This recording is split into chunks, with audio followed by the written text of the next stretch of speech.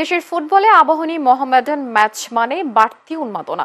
যদিও আজকাল ৮০ ও ৯০ দশকের মতো জমজমাট হয় না এই দু দলের খেলা, তবে সোমবার কুমিল্লার শহীদ ধীরেন্দ্রনাথ দত্ত স্টেডিয়ামে দর্শকদের রোমাঞ্চকর এক ম্যাচ উপহার দিয়েছে এই দুই চিরপ্রতিদ্বন্দ্বী।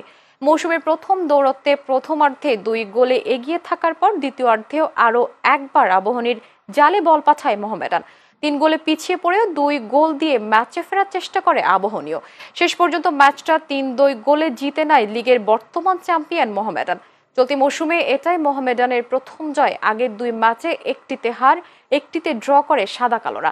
আবাহনী এ নিয়ে ৩ ম্যাচ খেলে ২টিতে হারলো, অন্য ম্যাচটি ড্র হয়েছে। সিচুয়েশন অনুযায়ী প্লেয়াররা খেলছে, যেভাবে বলছি প্লেয়াররা খেলছে। কারণ প্লেয়ারকে ধন্যবাদ দিব যে তারা এত অসুবিধার মাঝেও ক্লাবকে একদম সাপোর্ট করছে। আবাহনী মোহামেডান তো চিরপ্রতিদ্বন্দ্বী, এটা আসলে যুগ যুগ থেকে চলে আসতেছে। আসলে আজকের ম্যাচটা আমাদের ভাইটাল ম্যাচ ছিল, যেহেতু আমরা লিগের একদম সবার শেষে। আজকে আমাদের জয়টা খুব প্রয়োজন ছিল, আল্লাহর মতো জয়টা আমরা উইন হয়েছি। ভবিষ্যতে আবাহনী আরো ভালো খেলবে, মোহামেডানও ভালো টিম। মোহামেডান আবাহনী দুই টিমের জন্য আমার শুভকামনা।